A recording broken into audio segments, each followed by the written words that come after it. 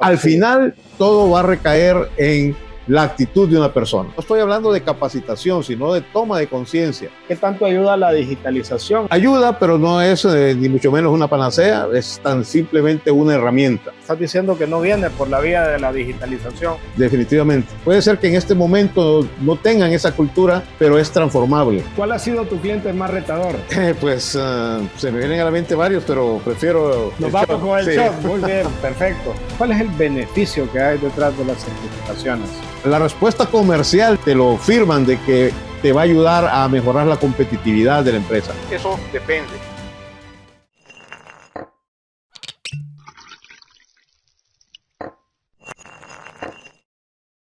Bienvenidos a esa hora en que los correos se apagan, los protocolos se enfrían y las normas de gestión se descorchan con un buen tinto reservado. Esta noche abrimos una botella y debate. ¿La certificación es el buque que toda empresa necesita o es solo una etiqueta sin cuerpo? ¿La digitalización es la copa correcta? Tenemos de nuevo a Martín Rosales. Martín, bienvenido.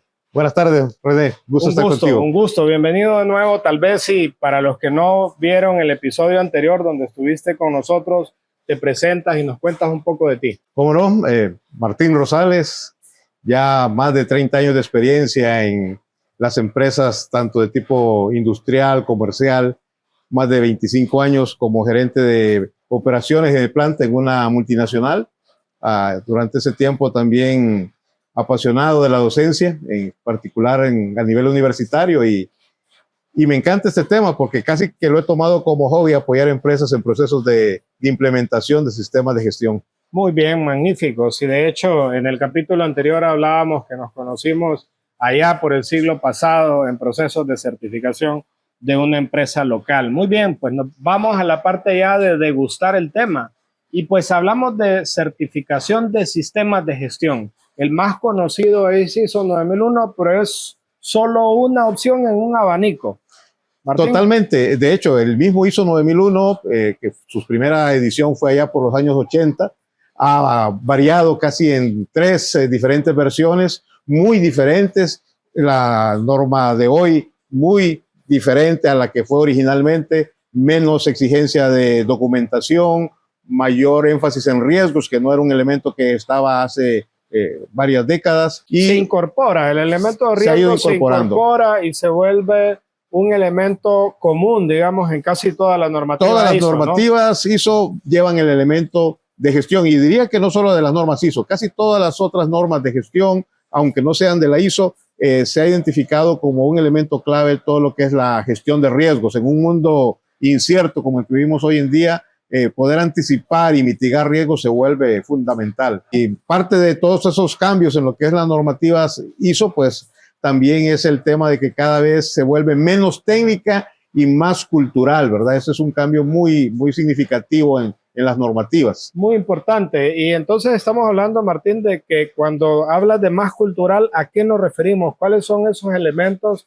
que incorporan estas nuevas normas que antes no lo tenían? Mira, bastante, porque te lo pongo con una ilustración. En temas de calidad, de que tú trabajaste en ese tema, no importa qué tanto midas, qué tanto tengas los procedimientos, los famosos sistemas Poca-Yoke, ¿no? Tratando de evitar cualquier error. Al final, todo va a recaer en la actitud de una persona, incluyendo en temas de seguridad. Pones todos los sistemas y te das cuenta que el operador canceló. Él decidió apagar los sistemas de seguridad. Entonces, al final, todas las normas se dan cuenta que si no hemos llegado, y no estoy hablando de capacitación, sino de toma de conciencia. Si las personas no han llegado a esa toma de conciencia de la importancia de lo que se esté hablando, que es el cambio cultural, no importa norma que valga para poder lograr el éxito. Excelente, Martín. Quiero regresar en un momento a esto para contrastarlo, pero te quiero llevar a la siguiente parte, a la siguiente sección de este episodio, a la cata de ideas. Y aquí hay un elemento importante. ¿Por qué Honduras es el país con menos empresas certificadas? Efectivamente, es la que menos empresas certificadas, y por bastante, comparado simplemente con los países de la región centroamericana. Claro, a nivel de región. A nivel de región. Si nos vamos contra otras regiones, podemos quedar aún incluso más, peor. Aún más. Y creo que la diferencia, yo enumeraría dos. La primera es el tipo de empresas que operan en Honduras, menos cantidad de multinacionales, que son al final las que empujan bastante el tema de las certificaciones porque tienen un campo comercial mundial, ese es el elemento. Empresas que tienen quizás un enfoque más local, hay menos exigencia, en algunos lados mucho comercio cautivo, que mostrarse competitivo o destacar por algún tema en particular se vuelve menos importante. Eso creo que nos ha dejado un poco atrás en el tema de empresas que más se certifican.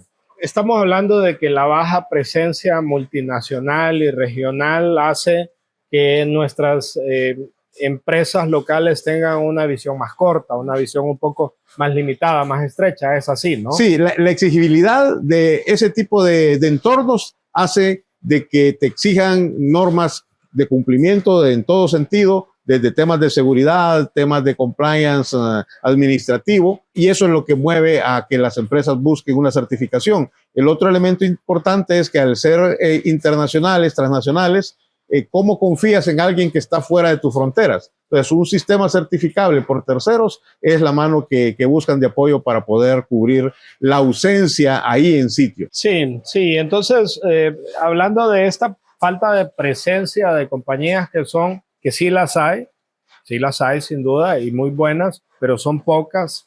Eso limita, digamos, la transferencia de este tipo de conocimientos, ¿no? En el sentido de que normalmente este tipo de compañías regionales o globales implementan este tipo de sistemas en donde sea que operen. En todos lados están ellos certificando y esa es su garantía de consistencia y de uniformidad en sus productos y servicios. Sí, y luego lo otro es la transferencia de talento. Una compañía global viene y toma a alguien que posiblemente ha operado en Australia o en México, en Argentina, se lo trae a Honduras y trae una experiencia relevante. O lo que te pasó a ti, toman a alguien local y se lo llevan a otros países y también te toca ver cosas que posiblemente están operando, que no necesariamente todo está mejor, pero te permite tener un mayor criterio para no solo partir de lo que está ocurriendo en el entorno en Honduras y de lo que había visto en Honduras. Cuéntanos un poco de tu experiencia fuera de Honduras, Martín. Quisiera, antes de mi experiencia en Honduras, comentarte la experiencia de otros compañeros que trabajaron conmigo y que precisamente fueron identificados por estos líderes de empresas transnacionales operando en Honduras y dijeron, esta persona tiene talento, y se la llevaron y han destacado en las diferentes áreas, y estoy refiriéndome a todo nivel, ¿no? Técnicos, ingenieros. Ha sido muy exitoso porque definitivamente el talento en Honduras y la capacidad de resolver problemas ante las incertidumbres y la falta de recursos te vuelven con competencias que difícilmente encuentras en otros lados. En mi caso, pues tuve la oportunidad de estar en Chile, en Costa Rica, dirigiendo algunos proyectos. Sí, y varios años, ¿no? Varios años fuera de Honduras, ¿no? Una parte más importante en Chile, entiendo, y un poco menos de tiempo, pero también un tiempo relevante en Costa Rica, ¿no? Así es, ¿verdad? En diferentes tipos de asignaciones, y al final las culturas con las que tú encuentras te das cuenta que se vuelven fundamentales de cómo tú vas a operar. Cada cultura, y no me refiero a la cultura país, sino microculturas a veces, sí, en un entorno de trabajo. En una planta de producción, por ejemplo. Totalmente. Tienes tú primero que descubrirlo, identificarlo y buscar un equipo de trabajo que tenga esa misma visión para poder sacar adelante las cosas. Muy bien, entonces digamos que para ir cerrando esta sección de cata de ideas, estamos diciendo que la escala limitada de negocios en el país nos han pasado factura. Definitivamente, y nos seguirán pasando factura. Interesante.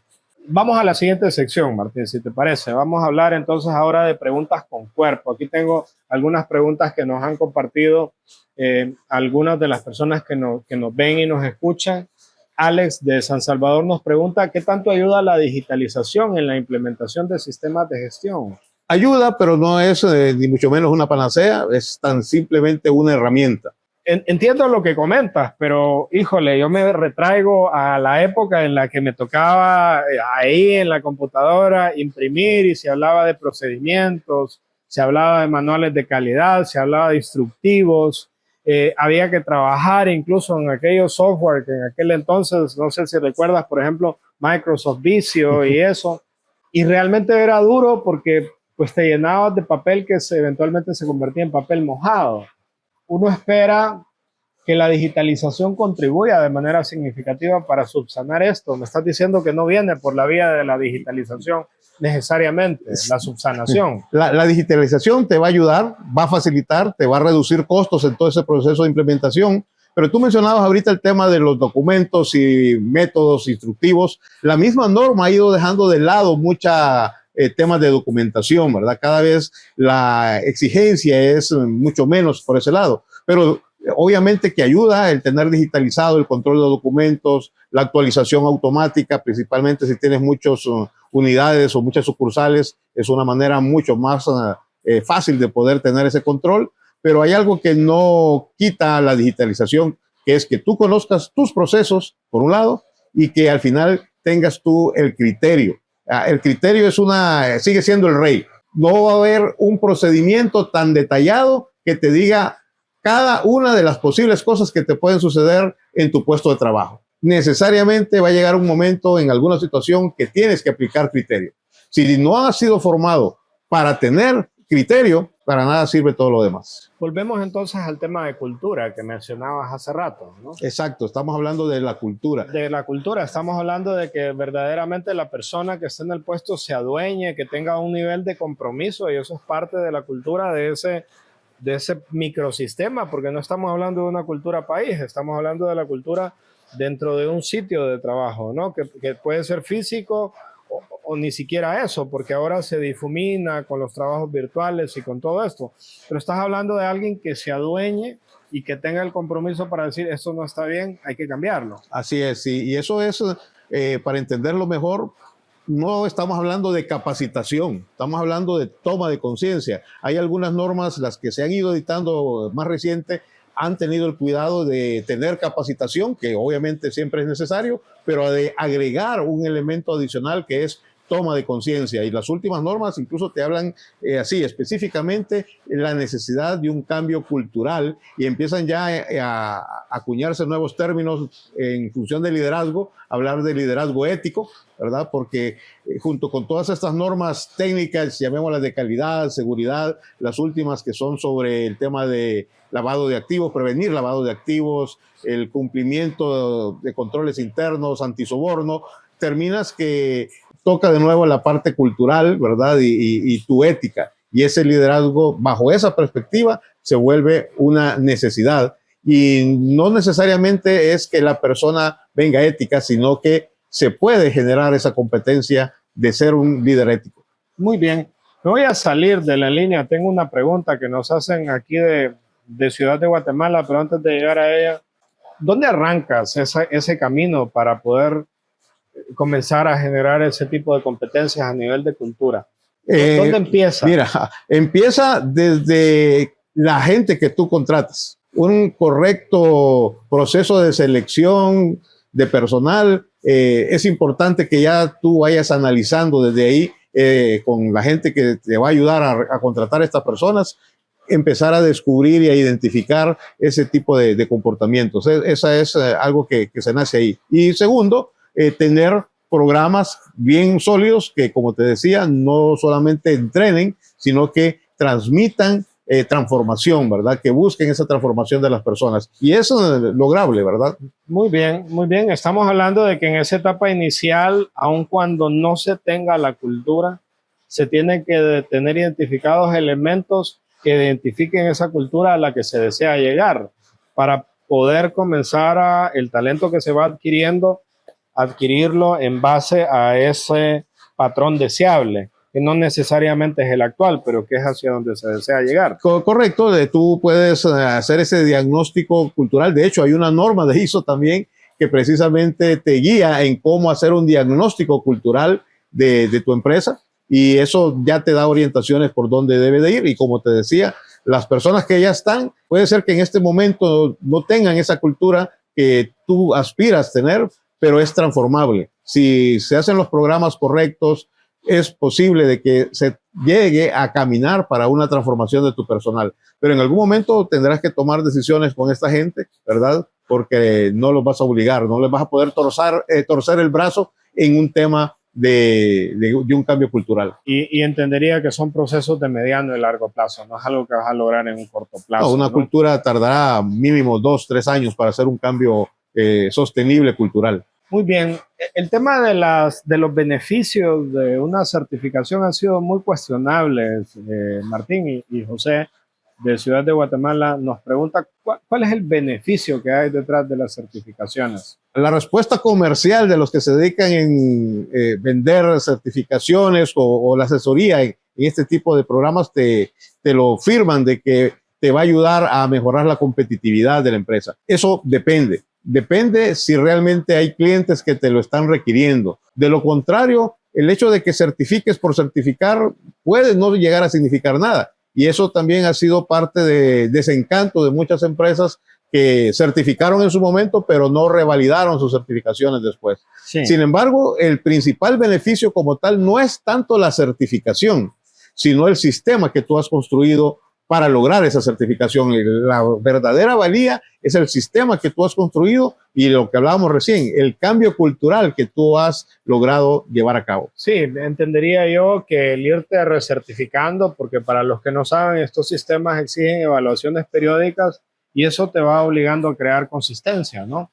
Y eventualmente, pues los estándares van cambiando y van subiendo y eso te va obligando a irte metiendo más y más en temas tan críticos como los temas de cambios culturales que tú mencionas, ¿no? Es correcto, y eso es aplicable en todo tipo de norma, principalmente de las de ISO, en lo que llaman ahora los sistemas integrados, que típicamente se conocían 9000 calidad, 45001 lo que era seguridad y 14000 ambiente. Hoy en día fácilmente una empresa con un sistema integrado puede estar hablando de 5 diferentes normas, esas 3 más temas de eficiencia energética, como estas otras de cumplimiento de control interno, lavado de activos, o seguridad, antisoborno, etcétera. Muy bien, entonces el beneficio no es tanto la certificación, sino que la implantación de ese sistema a largo plazo te va a generar una cultura y un sistema o un ecosistema, vamos a decir, que te va a permitir lograr mejores resultados. Sí, ¿no?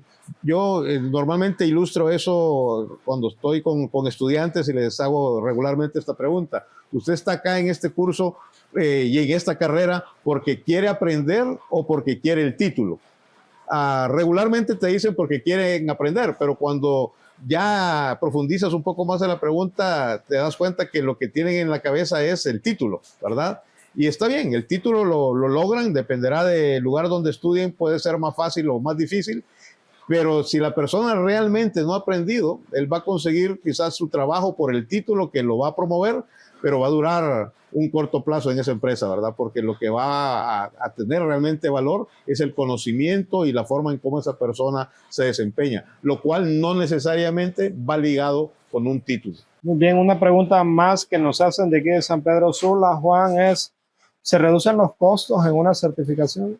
Los costos, la implementación puede ser costosa o no costosa. Realmente hay mecanismos, hay medios de cómo abaratar todo ese proceso de implementación y obviamente por hacer las cosas mejor, por ser más eficiente, va a producir una reducción de costos en tu empresa. Repito, no estoy hablando de la certificación, sino de que tu sistema ha logrado identificar oportunidades de mejora, las cuales van a repercutir en un menor costo. Que entendería que esa es la pregunta que nos hace Juan, y estamos hablando básicamente de que el sistema se vuelve más eficiente y que eventualmente eso permite identificar ineficiencias, desperdicios, y eventualmente va a llevar a una reducción de costos. Eso es, ¿no? Correcto. Lo que, no estamos hablando en este momento del costo de la certificación o del mantenimiento del sistema.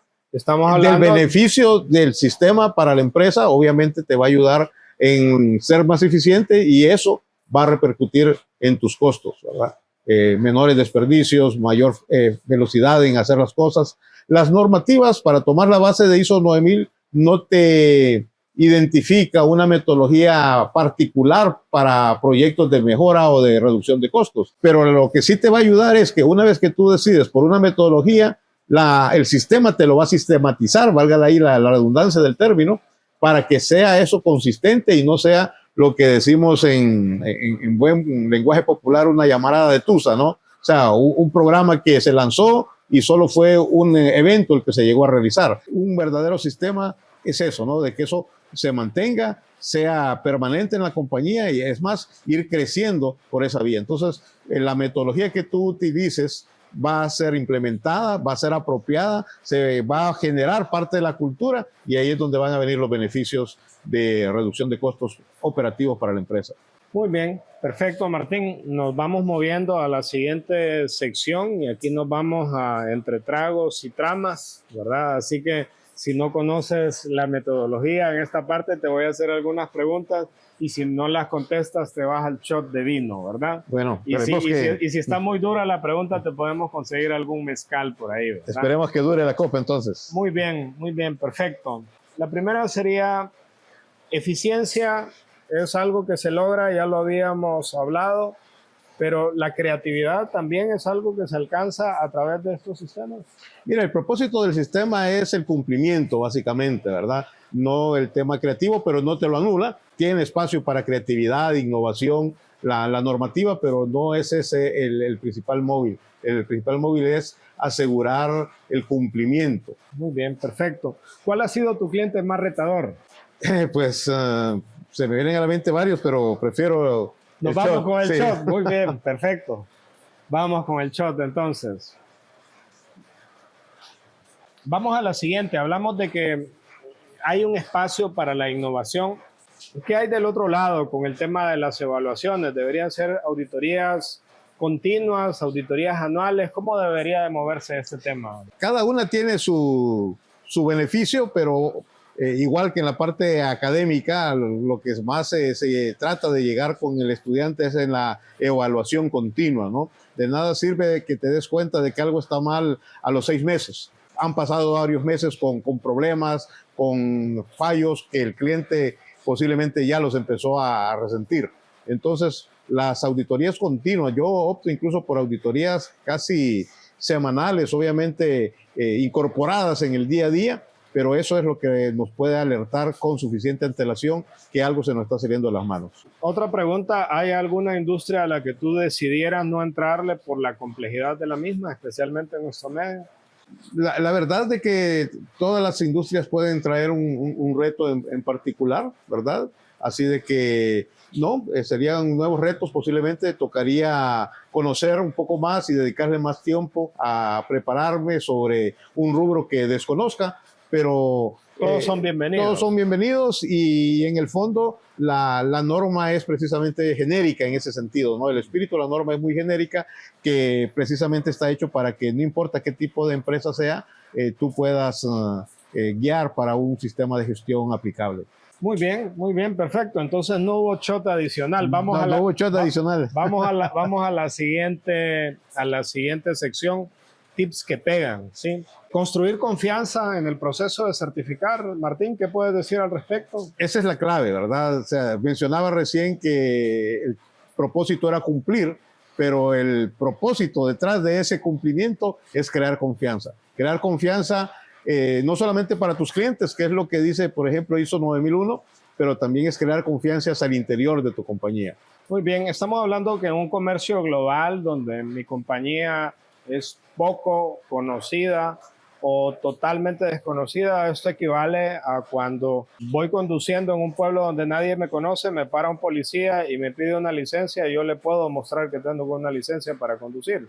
Y eso me avala para poder seguir conduciendo. Más o menos de eso estamos hablando. De manera muy burda, buscando una analogía, Martín. Mira, el cumplimiento, de nuevo, el cumplimiento para quién quieres tú, a quién quieres tú mostrarle que estás cumpliendo, ¿verdad? Es como en la parte igual académica. Los estudiantes pueden tener mil y una manera de cómo lograr dar una respuesta que satisfaga al maestro y no necesariamente esté detrás un conocimiento de esta persona.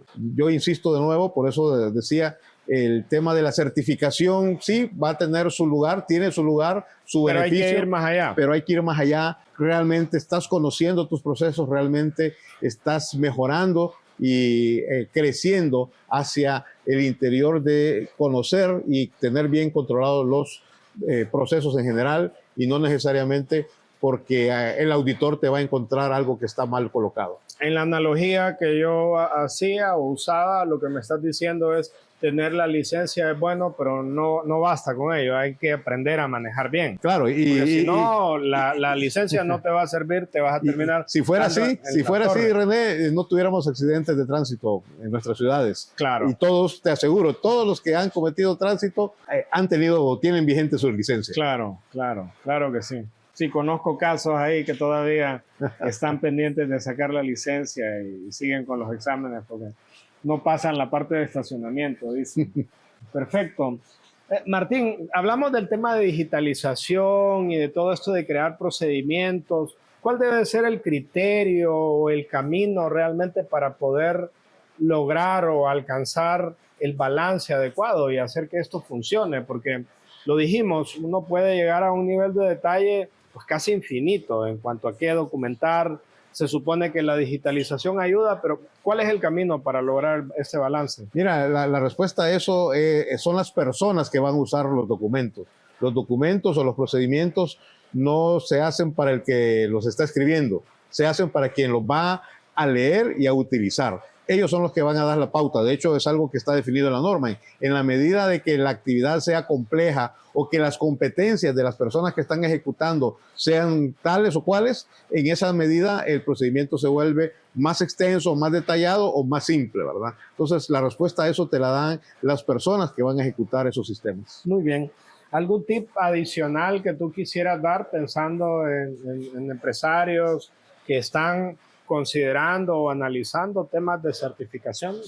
Mira, yo lo que recomendaría, y es lo que siempre recomiendo en este caso, a menos que exista un requerimiento ya específico de un cliente, de un contrato que le están exigiendo algún tipo de certificación, la certificación es importante lograrla cuanto antes. De lo contrario, hay que instalar el sistema al ritmo que la empresa considere oportuno para empezar ese cambio de transformación cultural. El sistema lo tiene que tener, es necesario. Eso realmente, los beneficios al interior que mencionábamos, mejor eficiencia, reducción de costos, mejor clima laboral, hasta temas de retención y de visión de personas compartidas con la visión de la empresa, van a ayudar. Pero eso no necesariamente es buscando una certificación, sino instalando un sistema sólido que construya confianza, como decíamos hace un momento, y al ritmo y de acuerdo a las características de esa cultura que tiene la empresa. Estamos hablando que la implantación de la mano debería de ir, la implementación de un sistema debería ir de la mano con una certificación, pero no necesariamente. ¿verdad? Así es. Es lo que tú me estás diciendo. Exactamente. ¿No? Muy bien. Nos vamos a la sección final, lo que deja la copa. Martín, ya aquí tus reflexiones finales sobre estos temas. Tú tienes, ¿qué será? Alrededor de unos 30 años de experiencia en temas de sistemas de certificación, que es básicamente la experiencia que tiene el mercado de Honduras en estos temas, ¿verdad? Las normas, como te mencionaba, bueno, la norma empezó en el año 87, creo que ese fue el año que primera vez se inició la versión de ISO 9001, sí. Luego en 92, 94, y yo laboraba ya en una empresa que se empezó a certificar precisamente en el año 94. Desde ese tiempo he estado trabajando del lado primero del que implementaba, ¿verdad?, la normativa, y pues obviamente en los últimos años del lado de quien ayuda como consultor, como asesor a implementación de este tipo de sistemas. Muy bien, perfecto. ¿Cuáles consideras que son dentro de estas reflexiones los elementos que un empresario o un gerente debería de tomar en cuenta al arrancar en la implementación de estos sistemas, más allá de la certificación? Mira, lo que yo considero importante es ese diagnóstico de entender por qué yo necesito cambiar, identificar dónde yo estoy teniendo algún tipo de problema y qué es lo que realmente yo quiero resolver. Eso es fundamental para que vayamos sobre algo concreto, ¿no? Igual, el sistema no solamente es por tener el sistema, es porque quieres resolver una problemática. Y si tú no conoces qué es lo que quieres resolver, pues obviamente andarás por diferentes lados y no necesariamente atinando a lo que realmente anda buscando. Muy bien, perfecto. Entonces, Lo que nos estás diciendo en esta parte final de lo que nos deja la copa es muy importante, porque nos estás diciendo que tiene que haber de una verdadera fricción, una verdadera, vamos a decir, incomodidad, necesidad de cambio, y que la implantación de un sistema de esos tipos, que son sistemas integrales, sistemas que han venido madurando con el tiempo y, como hemos venido diciendo, se han perfeccionado a lo largo ya de varias décadas, obedecen a esa necesidad de cambio, a esa fricción, ¿no? Necesariamente, de lo contrario, si el primer punto no es el tema, lo que hablábamos de que hay un cliente que te está requiriendo una certificación, si eso no es el caso y lo dejamos por fuera, va a depender de ese punto de que realmente existe esa fricción y esa dolencia ya bien claramente identificable de querer hacer un cambio. De lo contrario, posiblemente haya buena intención, pero luego se deja, ¿verdad? Y tener en cuenta de que al final no es un proceso que va a ser así sencillo, toca involucramiento, el famoso involucramiento de la alta gerencia es real, es verdadero, tiene que estar involucrado para que él pueda transmitir esa necesidad y provocar esos cambios necesarios en la compañía.